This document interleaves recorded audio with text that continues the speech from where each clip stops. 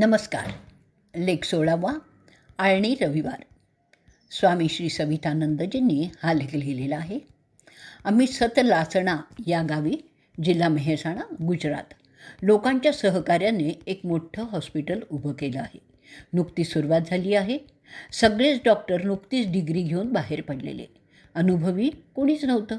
आमच्या ओळखीचा एक सरकारी कर्मचारी त्याच्या बहिणीला घेऊन दवाखान्यात आला व परिचयामुळे आम्ही स्वाभाविकच विचारलं की काय झालं आहे ताईला.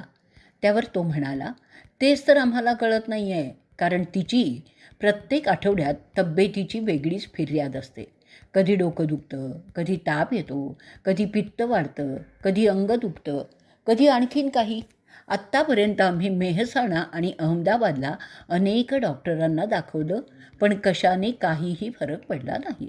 आम्ही म्हणालो, ठीक आहे, इथे आलाच आहात तर डॉक्टरांना दाखवून बघ, पण एक उपाय सांगतो. रविवारी मीठ खाण्याचं बंद करा. उपवास करायची गरज नाही. जे खायचं असेल ते खा. जितक्यांदा खायचं असेल तितक्यांदा खा. तो तुमचा प्रश्न. फक्त रविवारी दिवसभर मीठ खायचं नाही. कशातच नाही.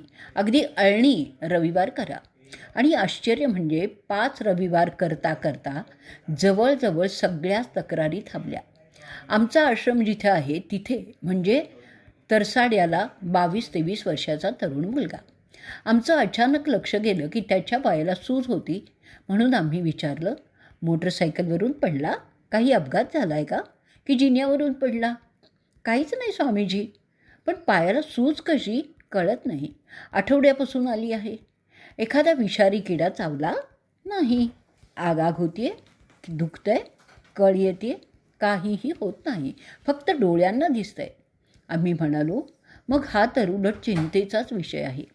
काहीही त्रास होत नाही तरी सूज आहे, तर आम्हाला शंका आहे की ही फिलेरिएसिस म्हणजे हत्ती पायाच्या रोगाची लक्षणं आहेत.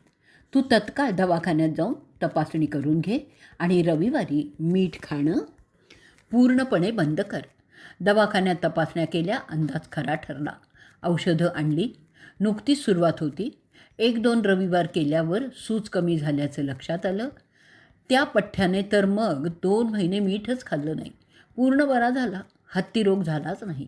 मित्रांनो, अंगावर विशेषतः पायावर सूज असेल, त्वचा रोग असेल किंवा वर दिलेल्याप्रमाणे प्रत्येक आठवड्यात वेगवेगळ्या तक्रारी असतील तर अळणी रविवारचा प्रयोग करून बघा.